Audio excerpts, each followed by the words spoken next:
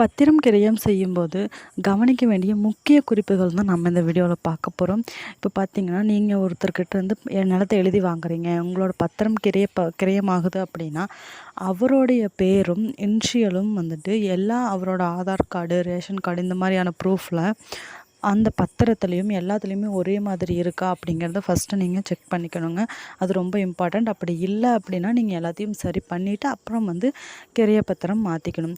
Second வந்து address. அவருடைய address ப்ரூஃபும் பழைய பத்திரத்தில் இருக்கிற அட்ரஸ் ப்ரூஃபும் இப்போ நீங்கள் பண்ண போகிறதுலையும் ஒரே மாதிரியான அட்ரஸ் ப்ரூஃப் இருக்கணுங்க. இல்லை பத்திரத்தில் வேறு அட்ரஸ் இருக்குது, அவரோட ப்ரூஃபில் வேறு அட்ரஸ் இருக்குது அப்படின்னா நீங்கள் அந்த ரெண்டுத்தையுமே வந்துட்டு ரெண்டு விஷயமே அட்ரஸ் வேறு வேறையாக இருக்குங்கிறத இப்போ நீங்கள் கிரயம் பண்ண போகிற பத்திரத்தில் வந்துட்டு தெளிவாக எழுதிடணும். அதுவும் ரொம்ப முக்கியங்க. அப்புறம் இந்த பத்திரம் வச்சிருக்கிறவருக்கு அந்த நிலத்தை யார் கொடுத்தாங்க, அவங்களுக்கு எப்படி வந்துச்சு அந்த நிலம். இப்போ எக்ஸாம்பிளுக்கு வந்து அவங்களோட பூர்வீக சொத்தா, இல்லை தான செட்டில்மெண்ட் படி வந்துச்சா, இல்லை வேறு ஏதாவது உயில் மூலியமாக அந்த மாதிரி எப்படியாவது வந்ததா அப்படிங்கிறதையும் வந்துட்டு தெளிவாக நீங்கள் எழுதி வாங்கிடணும். அதுவும் ரொம்பவுமே முக்கியங்க. ப்ராப்பர்ட்டி டேக்ஸ் எல்லாமே கட்டியிருக்காங்க அப்படிங்கிறதையும் அந்த இடத்தினுடைய அசல் நகல் எல்லாத்தையுமே வந்துட்டு எல்லா பத்திரத்தையும் வந்துட்டு உங்கள்கிட்ட ஒப்படைச்சிட்டாங்க அப்படிங்கிறதும் அதில் டிக்ளேர் பண்ணியிருக்கணுங்க. அது மட்டும் இல்லாமல் ஃப்யூச்சரில் வந்துட்டு இந்த பத்திரப்பதிவில் ஏதாவது ஒரு பிழை இருந்தாலோ, இல்லை இந்த பத்திரம் சம்மந்தமாக ஏதாவது எழுதி கொடுக்கணும் அப்படின்னாலும் அவங்க வந்து எந்த விதமான கைமாறும் வாங்காமல் நான் இதை செஞ்சு கொடுக்குறேன் அப்படிங்கிறத வந்துட்டு அந்த ஸ்டேட்மெண்ட் வந்துட்டு இப்போ கிரியேட் பண்ண போகிற பத்திரத்தில் வந்துட்டு கண்டிப்பாக இருக்கணும். அதுக்கப்புறம் அந்த இடத்தினுடைய மாவட்டம், வட்டம், தெரு, அப்புறம் அந்த கதவு எண் இருந்தாலோ அட்ரஸ் வந்துட்டு கரெக்டாக இருக்கணுங்க. அது ரொம்ப ரொம்ப முக்கியம்.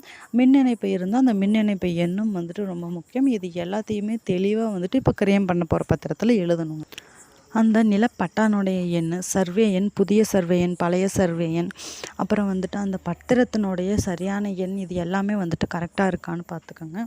அந்த இடத்தினுடைய அளவு நாட்டு வழக்கு முறையிலையுமே, பிரிட்டிஷ் அளவு முறையிலையும், மெட்ரிக் அளவு முறையிலையுமே வந்துட்டு இந்த மாதிரி 3 வகையான அளவு முறை இருக்குங்க. 3 வகையான அளவு முறையிலையுமே எழுதி இருக்கணும் அப்படின்னு வந்துட்டு கண்டிப்பாக சொல்லியிருக்காங்க. அதுக்கப்புறம் நம்மளோட ப்ராப்பர்ட்டியை சுற்றி இருக்கிற 4 திசையிலையும் இருக்கிற சொத்துக்கள், அதாவது நம்ம ப்ராப்பர்ட்டி ஒட்டி இருக்கிற அந்த பக்கம் இந்த பக்கம் இருக்கிற சொத்துக்கள் வந்துட்டு பிழை இல்லாமல் எழுதியிருக்கணும் சரியாக. அது ரொம்பவுமே முக்கியங்க. அப்புறம் இப்போ கிரியேட் பண்ண போகிற பத்திரத்தில் வந்துட்டு எல்லா பக்கங்கள்லேயுமே ஒரு பக்கம் விடாமல் எல்லா பக்கங்களையும் அவர் கையெழுத்து போட்டிருக்காங்களா அப்படிங்கிறதையும் வந்துட்டு நம்ம நோட் பண்ணிக்கணும். ஸோ இந்த மாதிரியான பத்திரம் சம்மந்தமான எல்லா நியூஸையும் நீங்கள் உடனுக்குடனே தெரிஞ்சுக்கணுன்னா நம்மளோட TN News 24/7 சேனலை சப்ஸ்கிரைப் பண்ணி வச்சுக்கோங்க. கூட பெல் ஐக்கானை கிளிக் பண்ணிக்கோங்க.